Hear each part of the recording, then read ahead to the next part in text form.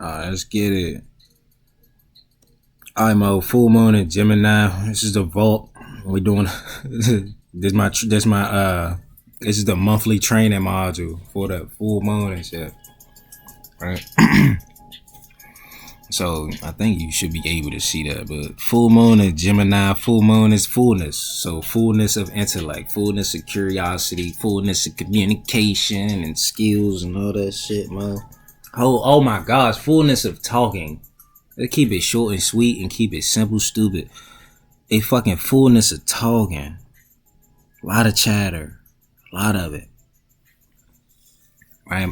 Full moon in the star Punarvasu, that means the return of the light, becoming bright again, becoming light again. You know what I'm saying? Renewals, reunions, reconciliations, all the reads, man, repeating patterns. Punarvasu is about an arrow being returned to its quiver. It's a divine weapon. This arrow is a divine weapon. It's called an astra. An astra, it flies out and it ain't gonna come back in the quiver until it hit its target or it loses power. You feel me? Its power dies out. And immediately it just kind of appears back in the quiver. You dig what I'm saying? So, full moon in Gemini. Full moon in Gemini is fullness of mind and instinct and intentions. The intent and instinct to adapt and interact through communication, information, curious interests, and stuff like that. You feel me? Skills, developing skills. So that full moon Gemini. Full moon in Punarvasu is about repeating patterns, becoming aware, or a revelation happening that tell you about your habits, the repeating patterns and cycles that you find yourself in. You dig what I'm saying? Punarvasu star is Pollux. That's one of the twins, Castor and Pollux. It's the stars for this full moon. So the twins, it show a mirror. So you might view it as a higher and lower. One was a great musician, and then the other was a great fighter. One was a boxer, and one was a musician. So it's the different parts of our mind and stuff like that. The dual parts of our mind, but the star Punarvasu is presided over by the goddess Aditi, who is the one that is undivided, the one that was in the beginning, even before the beginning, right? So, you know what I'm saying? Like, it seemed like duality is the thing, but there is no real duality. And in the actual true reality, there is no dual and this and that. You feel me? Good and bad and all that. Undivided at a high level. And then you ain't gonna, division itself is evil.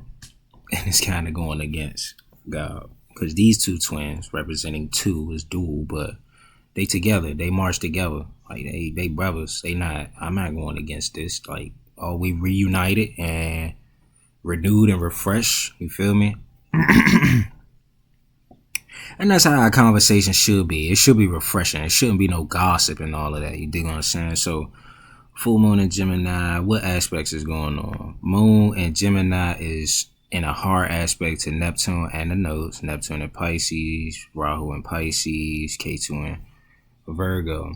So Neptune creates illusions, maybe like disillusionment or some martyrdom, feeling like a martyr, self-sacrificing.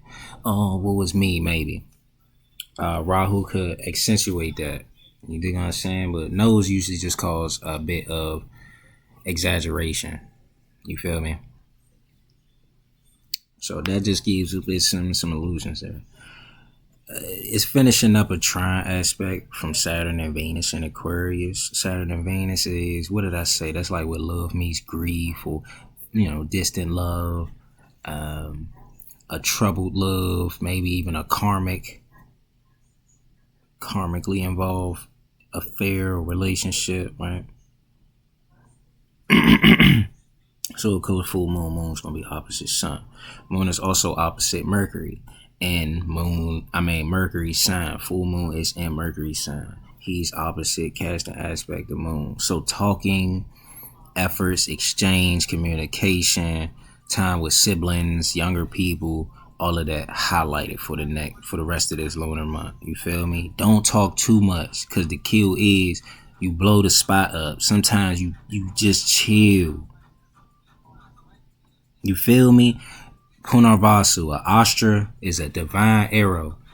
It go out, it hit its target, and bring your ass right back.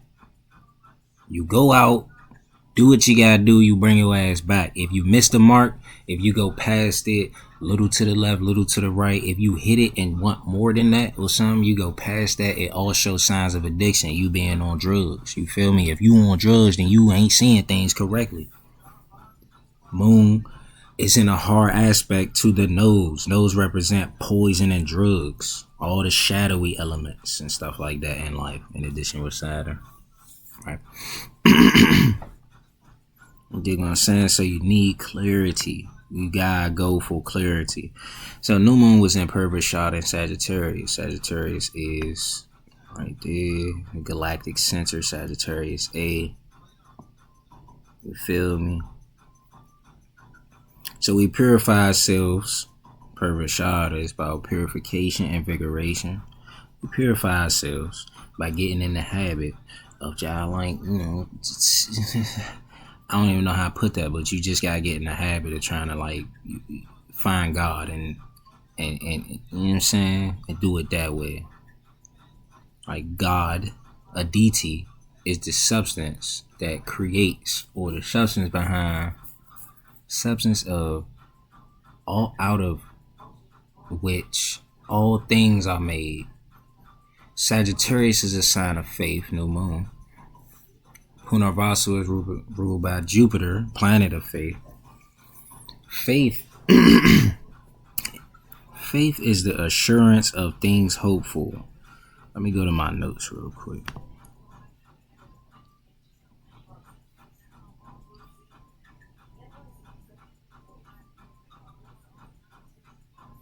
Faith is the perceiving power of the mind linked with the power to shape substance, the power to do seemingly impossible things. You feel me? So, matter of fact, let me just get my jump, bro. So, yeah. Full moon in Gemini. I'm going to go back to the moon.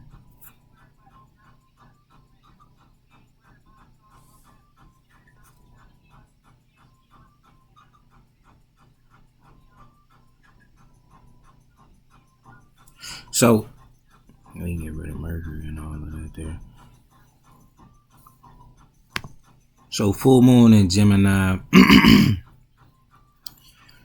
It's just fullness of communication, fullness of interest, curious interest, intellect, communication, exchange. It's kind of like associated with the marketplace. So, just exchange of ideas and just thoughts, words. Right? It's favorable for those that got fire or air signs, moons, and it's a bit more challenging for the earth and water moons. Right? So the energy of the full moon in Gemini is changeable, fickle, it's really, really chatty, it's talkative, it could be restless, but it's swift and quick. So 5 questions to ask during this full moon. Have I been gossipy, superficial, or flighty this month? I worry about gossipers. I'm not gonna bat. I really worry about y'all. You know what I'm saying? 2, have I been glossing over other people's feelings? Because it's like Gemini is a air sign, pervasive, and then it's Mercury. Mercury is a fast moving planet. And it's like, okay, what was that? All right, and they move on. People with Mercury and Virgo, or people that got Mercury as soul planet, going to cut you off. Like when you talking to them, they gonna cut you off, and they gonna try finish your sentence. Like, oh yeah, I knew that, and you might not even was going there, and they'll be like, man, whatever, because they going to keep talking to gloss over that. So 3, have I been too quick to change my mind or too restless? How would I answer that? Have I been too quick to change my mind? Nah, I'm fixed air. I ain't mutable air. As an Aquarius, nigga born in February, so like, I'm fixed air. My mind really be set just based upon how I am. I'm really not inclined to do none of that. I move very slow, so too restless. No. Have I been too much of a silver tongued hustler? Silver tongued hustler meaning it's just slick because silence is gold and speech is silver. Silver don't weigh as much as gold. If you listen more than you speak, you'll just like accumulate a lot in all your conversations and dealings. But if you talk more than you fucking listen, you just like fucking the exchange rate up. You dig what I'm saying? You talk too much, person ain't really gonna want to hear too much of that because silver once again don't got the same weight as gold, and too much of it creates inflation. So now you end up blowing hot air somewhere. Be careful with that. You dig what I'm saying? I don't do the sicing. I get you girls a bitch. You feel me? 5. Have I done enough reading to keep expanding my mind in this expansive star? I notice, nah, and I do read, but I have not done enough. Like I'm reading the room, or you know what I'm saying, like field research things, but it's like, where's that going? I haven't actually been typing. I haven't actually been writing. I haven't actually been reading. You feel me? And then I might point that out in somebody else, but we understand this star is about mirroring or even projection. Right. So if I'm talking, okay, you broke this item. Well, did you read the user's manual to see like how to keep the maintenance up of it? Nah, you didn't. Well, hey, yeah, you didn't learn how to take care of it. You was bound to fuck it up. But that's in a way, it's saying like this full moon is letting all of us know like there guarantee is gonna be some literature on whatever you want to do. This star Aditi is about limitlessness. She is eternity. The infinite cycles, bro. The substance of out of which all things are made. So whatever you could think of, if your mind, faith, the power of faith, allow you to really perceive that beyond what your senses tell you is going on. Yeah, you might not have no money right now if that's what you give a fuck about. You might not have little admirers or whatever right now if that's what you want. Usually it just come down to like when you getting laid, when you getting paid.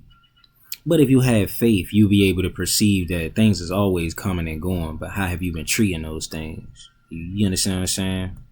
Have you, when those came around, was you renewed by it? Did you reunite with it, or was it like, all right, hey, and you just let it pass? You feel me? You always got money coming to you, and it's going away from you. You see what I'm saying?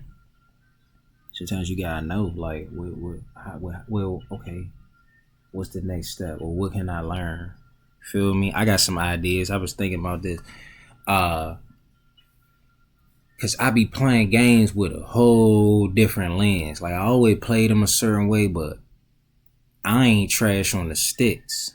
And now that I kind of been getting back on games, even before I stopped playing them, I had the idea. I was like, I gotta try to make one of these jumps. Like without a doubt, I gotta figure out how to make that shit. And lo and behold, it's a slow process because you gotta learn the 3D model jumps, and then you would still have to learn how to code things for an input.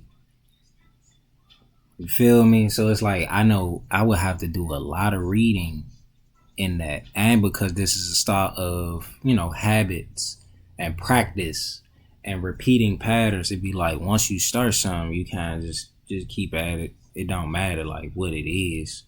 Like for instance, easy jump I'm doing is just trying to get back in the gym, but I ain't been in a while. I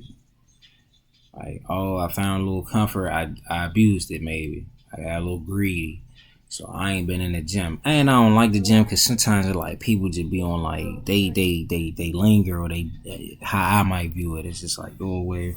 I'm really trying to get my mind right. I'm in here really for my mentals and my psychological health. I ain't really trying to be distracted with your nonsense, but you know, you gotta I might have to just get up and just stretch. Then I might get to a point where I get up and stretch. Now I do yoga. I get up and stretch, I do yoga, and I do my calisthenics.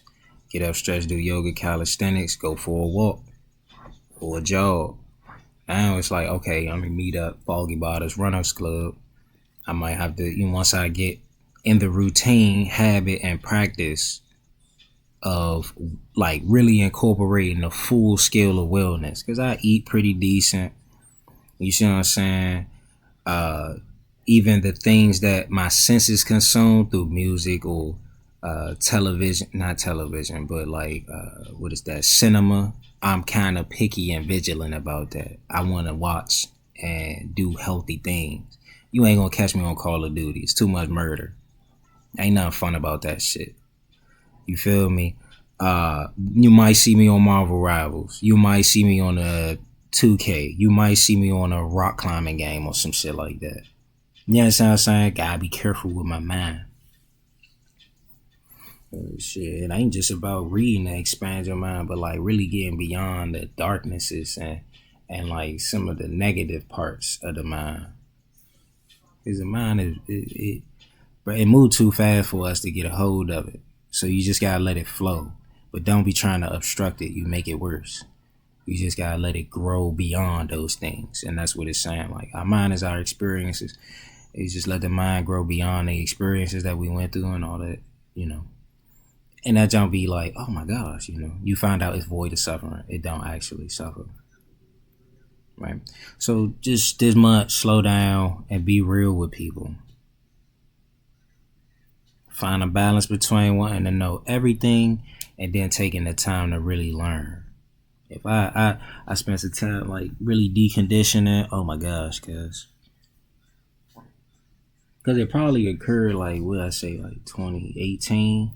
It's like when it maybe have just started that process, and now it's kind of 7 years later. It's like, yeah, you really gotta learn now. I might have spent just that time unlearning. Like deconditioning is a lifelong process, no cap. So you spend 7 years deconditioning. Now you gotta relearn things, and you might feel like, man, something wrong with me, man. Or what's wrong? I used to have an easier time with it. Yeah, when you acting in a counterfeit way, in a counterfeit society, and you're not quite being like, you only gonna be rewarded for certain aspects of your authenticity. But the other thing, nah, not too much. You keep that shit. Right. So Punarvasu, a deities, non-dual, non-judgmental, mother of the gods, a symbol of hope, encouragement, inspiration, strength. She prepares the ground for good seeds. So Punarvasu is telling us, right? It's a star renewal, return again. We reap what we sow, and we reap what we do not sow. So it's a non-judgmental mind. It's like prime material. It's like whatever ideas you put into that junk and whatever ideas you don't put into that, you'll reap that. You do what I'm saying? So it's like, yeah, you might not have. Some people reap the seeds and might burn a bridge, and you gonna reap what you sow. Some people might not quite burn a bridge, but never sowed any seeds of sow deeper seeds of friendship, kinship, or whatever, and you will reap that. You dig what I'm saying? So it's non-judgmental. It's like wherever you put your attention, that's where the energy gonna flow, and they gonna see to it that maybe that grows, right? So the Vasus, Bhishma is associated with this star. He got 8 Vasus, and the Sky Vasu, main one, his wife has seen a sage's cow and was like, oh my gosh, that heifer is like, I don't know, super adorable. I want it. And then him falling for whatever emotional lapse of judgment, because it's like, oh, my wife wants some. Well, I mean, we can kind of get that. I ain't going back. Let me call my brothers. And then they go steal a sage cow, get caught, and get cursed to have a human birth. And to those that don't have to live a human birth, it's kind of like the most filthiest thing. Like, oh my gosh, are you serious? let alone a full birth. Bishman had to leave a full birth. So, the summary from Mike Sleeping Dog, the summary was that they lapse adjustment and not taking the time to read the user's manual on that cow. They didn't know it was that's a sage's cow. So that lapse adjustment led to the Mahabharata, which is the war to end all wars or something like that. You feel me? So it's like, you got bad habit and addiction, impulse to go towards something, and you can't fight that, or you got a continuous pattern of self-sabotage or whatever it might be. It really just be division. You just want to do things your way, and you want to sow division. And because of that addiction or that bad habit and shit like that, you end up causing more strife. It's a greater war. All because the lapse of judgment of, no, but I want that cow and I want it my way. You see what I'm saying? They still a cow. You cursed to live a human birth. Now your whole life is about pooping out of your butt or out of your first mouth. You dig what I'm saying? So the power of Punarvasu is the power to give substance to ideas, substance to thoughts. It's kind of like the imaginary cells and just imagination in general. So it's the power to give shape, real shape to the mind's desires and dreams and wishes and stuff like that. Substance, this is from Truth Unity. Substance is an idea in a divine mind, the spiritual essence out of which all things are made. Visible to the mind, but imperceivable to the senses. In addition with faith, Jupiter is the planet of faith. Faith is the perceiving power of the mind, linked with the power to shape substance. The power to do seemingly impossible. You dig? So the bow and arrow, I was talking about that. Astras, divine weapons. When you fire them, they go out to hit their target and then they reappear in the quiver again. So it's a symbol for focus and precision. So once you hit a target and reach the target, you bring your ass back. Don't linger around. Don't hang out. Don't be trying to go and do the most. You feel me? If you don't hit the target, what drugs are you on right now? Quit playing. You dig what I'm saying? You come back. Gemini, restless. It might do too much. It might talk. It's guaranteed to talk too much. Leading up to this full moon, I've watched so many people blow the spot up. Like, you are so hot, little guy. You are so hot, young girl. Like, what is y'all doing? Children. Stop talking so much. Somebody give you a discount on something, bro. You need to find them. You asking somebody else about that now. Hold on, what? They did what? Oh, now you out of discount. And they real life might ban you. Was it worth it? But you couldn't peep that. Cause you on dope. You can't read a room cause you on dope. I'ma keep it funky. This really supposed to be in the 5 questions, but I'm just saying, bro, this fool, sometimes Gemini, I ain't gonna bap, Gemini times I be having a tough time, bro. Y'all talk too much. Always blowing the spot up. You're all hot. No cap. If you got a phone, chances are you might quite be an informant. And that's just how it go. No cap. But you just do your thing, hit the target, you come back. When you're talking to somebody, you need to be trying to hit your target so you can bring your ass back. If you keep talking, they might end up conning you. First part of a conversation is the con. Outside of the will of God, most conversation is evil. All conversation is evil outside of the will of God. That's the only way it brings fruits and it actually produce anything useful or good. Past that, motherfucker be wrapping you up and, hey, what's up? Small talk for a big play at the end. It's small talk for a big play. You feel me? As soon as you be like, hold on, did I hit my mark? All right, well, let me go head back home. Or let me go back to my center. And that center is Sagittarius A, the galactic center, nigga, the source of things, nigga. In a way, that's the Lord, man. That's pointing toward the Lord and his awesomeness. So anything out of a natural cycle, anything outside of the natural abundance model that is of God is going to lead you toward an addiction somewhere or a bad habit, and it's going to create division amongst y'all. You dig what I'm saying? So the next story is Jacob and Esau. So we talking about like anything that's not the natural order or the natural cycle, or things that's not accurate and precise. It causes division. It causes war. It causes strife. Bad habits. Bad habits themselves cause strife. Oh my gosh, you ever seen somebody going through a heroin withdrawal? Any withdrawal. You see, man, you can see a teacher go through a coffee withdrawal. Yeah, it ain't hitting the same by the time Thursday come, huh? You burnt yourself out by Wednesday. A second cup of coffee is not going to keep you woke. The only thing keeping your ass woke, it was faith. No cap. So Jacob and Esau, right? We talking about twins. Castor and Pollux is twins. Romulus and Remus is twins. We talking about twins. So Jacob and Esau, biblical sons of Esau. Esau was the elder brother, was coerced into giving away his birthright for a morsel of food. His hunger was uncontrollable.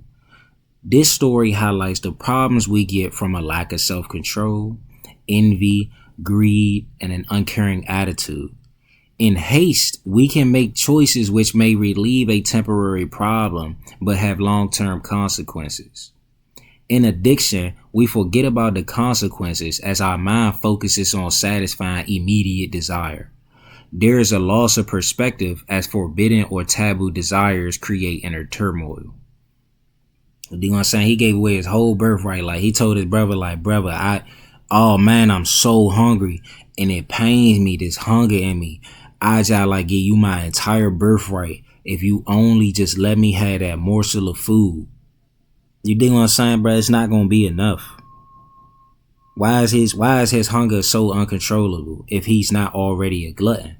He already abuses and is addicted to food. He already got an addiction. When you hungry, when you hungry, you go get your food. Like, look, I made burritos, but I usually make 2 of them because I need to be precise. If I eat too much, it's a bean and cheese burrito. If you eat too much bean and cheese, in a way, you're going to end up constipated. You're going to have stomach problems. But if you eat enough bean and cheese, surprisingly, it'll flush you out. You dig what I'm saying? And half the time, like, anything that you get addicted to always causes issues with your colon. Like, if you got stomach problems and if you ain't pooping right, if it's not regular, your body is dependent upon something. You got an addiction or something going on. I don't know why, but it just is what it is. I ain't gonna cap. Opposite to your gut is Pisces, if we talking about how the body is situated. You know what I'm saying? And Pisces is drugs. Both of the nodes kind of very strong in both of them signs. You feel me? So Jacob and Esau. The necessary sacrifice of the short-term desire for the long-term goal does not take place in this nakshatra. The thinking here is very single track plan over and over again. So it's like samskars. You play the same song or the same movie, you'll learn that jump. If you constantly put yourself in the same situations and you got the same habit of doing this when this happens, then you not even knowing you created that. It's not that these things keep happening. You look and actively seek out this thing so that you can, like, that's the pattern. Like, oh, if you didn't do that, if that thing didn't happen, you might not even, whatever your addiction is, you might not miss the mark. You feel me? So samskar is like grooves that occur in the mind through countless experiences, ways of thinking, you feel me, or obsessions and stuff like that. So it's related to brain plasticity, the work of meditation, focus, conscious repetition. It take to break us out our habits. But truth be told, bro, like, the only thing gets you out your habit is God. Like, if I'm not mistaken, later in the stories of Jacob and Esau, Jacob had to wrestle with something. Like, he really had to wrestle with something. Get his name changed because he overcame that thing that he wrestled with. What you think he was wrestling with? We all gonna suffer from lunacy, my nigga. I'm not gonna cap. He had to wrestle with something. A name change is a title change, so that mean like his whole being changed after he wrestled with whatever that was. And it probably is an addiction. So if I'm not mistaken, Jacob like love to get over on his brother. So he's addicted to, like, it's a thrill of something going on. He likes warfare. You understand what I'm saying? That's about it. I ain't gonna cap. Maybe 10 minutes more than I'd like.